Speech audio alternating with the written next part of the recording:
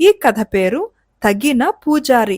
పట్టువదలని విక్రమార్కుడు చెట్టు వద్దకు తిరిగి వెళ్లి చెట్టుపై నుంచి శవాన్ని దించి భుజాన వేసుకుని ఎప్పటిలాగే శ్మశానం కేసి మౌనంగా నడవసాగాడు. అప్పుడు శవంలోని బేతాళుడు, రాజా, నిన్ను ఎవరో వంచకులు ఈ పనికి పురిగొల్పినట్టు నాకు సందేహంగా ఉంది. ఎందుకంటే మనిషి ద్రోహానికి పాల్పడినప్పుడు దేవుళ్ళు సైతం ఏమీ చెయ్యలేరు. ఈ సంగతి నిరూపించటానికి నీకొక చిన్న కథ చెబుతాను, విను అంటూ ఈ విధంగా చెప్పసాగాడు. పూర్వం ఒక గ్రామంలో ఒక గుడి ఉండేది. ఆ గుడిలోని అమ్మవారు గొప్ప మహిమ కలదని ప్రతీతి. అందుచేత ఎక్కడెక్కడ నుంచో ప్రజలు వచ్చి అమ్మవారికి మొక్కుకుని తమ కోరికలు సఫలం చేసుకుని మొక్కుబడులు చెల్లించేవారు. ఆ గుడికి ఒక ధర్మకర్త ఉండేవాడు. అనాదిగా ఆ గుడికి ఆయన కుటుంబం వారే ధర్మకర్తలుగా ఉంటూ దేవి పూజా నైవేద్యాలలో ఎలాంటి లోటు జరగకుండా నిర్వహిస్తూ వస్తున్నారు. గుడికి పూజారిని నియమించటము, అతడు అర్చనలు, నైవేద్యాలు మొదలైనవి సరిగా జరిపేటట్టు చూడటము ధర్మకర్త విధి.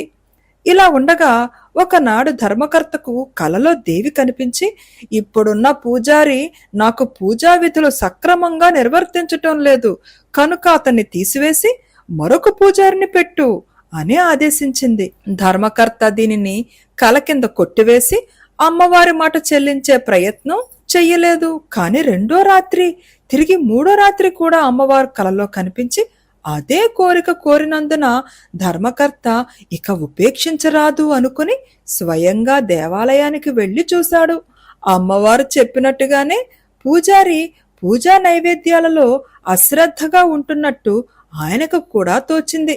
వెంటనే ధర్మకర్త ఆ పూజారికి ఉద్వాసన చెప్పి అతని స్థానంలో మరొక పూజారిని నియమించాడు. కొన్నాళ్లు గడిచాయి. తిరిగి మరొక నాటి రాత్రి ధర్మకర్తకు కలలో అమ్మవారు ప్రత్యక్షమై, ఈ పూజారికి నేనంటే మరీ అలక్ష్యంగా ఉంది, ఇంతకన్నా మొదటివాడే నయమనిపించాడు, కనుక ఇతన్ని పంపించేసి మరొక మంచి పూజారిని నియమించు అని ఆజ్ఞాపించింది. అమ్మవారి మాట తీసేయరానిది కదా. ధర్మకర్త రెండో పూజారిని కూడా పంపేసి మూడో పూజారిని ఏర్పాటు చేశాడు. కాని ఇతడు కూడా ఎంతో కాలం ఉండలేదు. అమ్మవారు తిరిగి ధర్మకర్తకు కలలో కనిపించి, చీచి, ఈ పూజారి బొత్తిగా పనికిరాడు, వీడికన్నా రెండో వాడైనా నయమే, అలాంటి వాణ్ణి తెచ్చిపెట్టావు, వీణ్ణి తీసేసి మంచి పూజారిని వెంటనే ఏర్పాటు చెయ్యి అన్నది. ఈసారి ధర్మకర్త కొత్త పూజారి కోసం ఎంతో శ్రద్ధగా వెతికాడు. అమ్మవారు మెచ్చని పూజారిని పెట్టి ప్రయోజనమేమిటి? అదీకాక అమ్మవారు తన అసంతృప్తిని ఈ విధంగా స్వయంగా చెప్పుకోవటం ఏనాడూ జరగలేదు.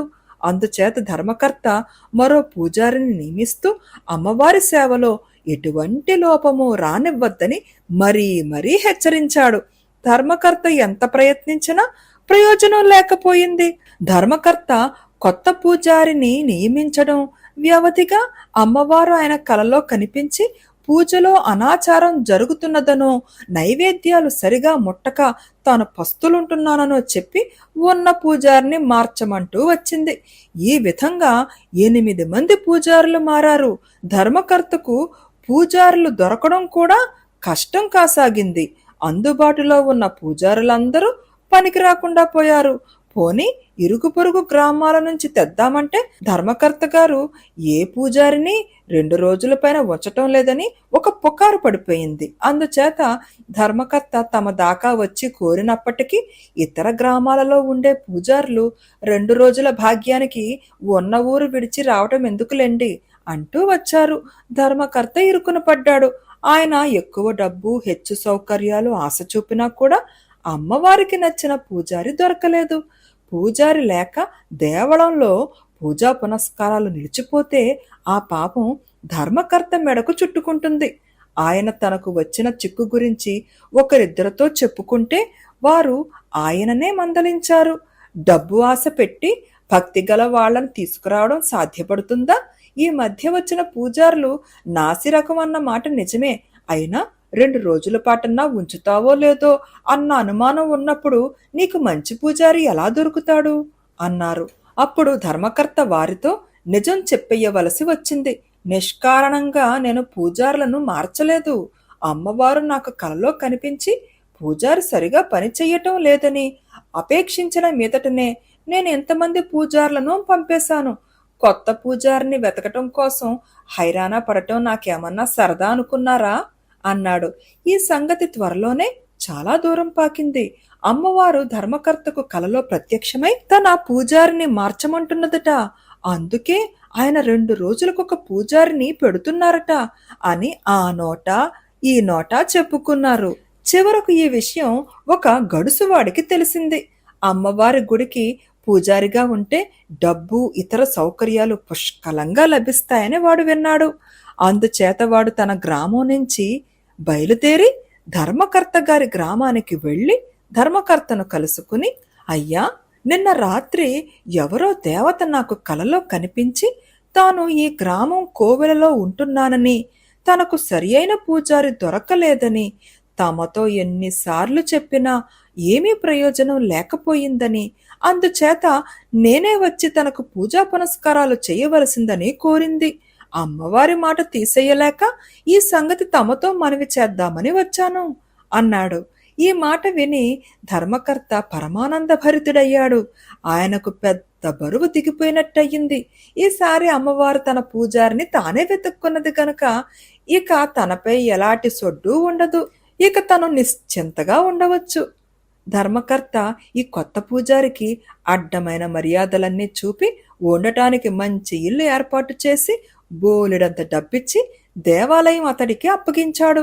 నిజానికి ఈ పూజారి పరమ నీచుడు, ద్రోహి, వట్టి నాస్తికుడు. వాడు దేవాలయంలోకి అడుగు పెడుతూనే అమ్మవారి విగ్రహానికి కప్పి ఉన్న పట్టుచీర తీసి తన భార్యకిచ్చి ఒక పాత గుడ్డ తెచ్చి అమ్మవారి మీద కప్పాడు. వాడు ఏ రోజు అమ్మవారికి పూజ చెయ్యలేదు, నైవేద్యం పెట్టలేదు, దీపారాధన తైలం కూడా ఇంటికి చేర్చాడు. ఊళ్ళో వాళ్ళు చమురు తెచ్చి దీపం వెలిగిస్తే కత్తు, లేకపోతే గుడి చీకటిగా ఉండేది. వారాలు, నెలలు, సంవత్సరాలు గడిచాయి. గుడి పాడు పెట్టినట్టుగా అయిపోయింది. జనం రావడం కూడా తగ్గిపోయింది.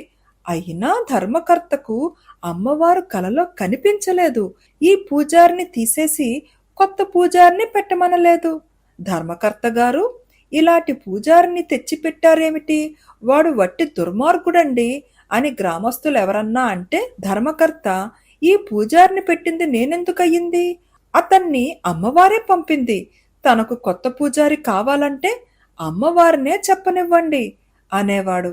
బేతాళుడి కథ చెప్పి, రాజా, అంతమంది పూజారులను మార్పించిన అమ్మవారు ఆఖరు పూజారి చేసే అవమానాలు సహించి ఎందుకు ఊరుకున్నది? ధర్మకర్త కలలో కనిపించి అది వరకులాగే తనకు కొత్త పూజారిని పెట్టమని ఆయనను ఎందుకు కోరలేదు? ఈ ప్రశ్నకు సమాధానం తెలిసి కూడా చెప్పకపోయావో నీ తల పగిలిపోతుంది అన్నాడు. దానికి విక్రమార్కుడు, అదేమంత పెద్ద సందేహం? కొత్త పూజారి వస్తూనే తన మీద పట్టుచీర తీసేసి మురికి గుడ్డ కప్పినప్పుడే అమ్మవారు గుడి వదిలిపోయి ఉంటుంది అన్నాడు. రాజుకు ఈ విధంగా మౌనభంగం కలగగానే బేతాళుడు శవంతో సహా మాయమై మళ్లీ చెట్టెక్కాడు.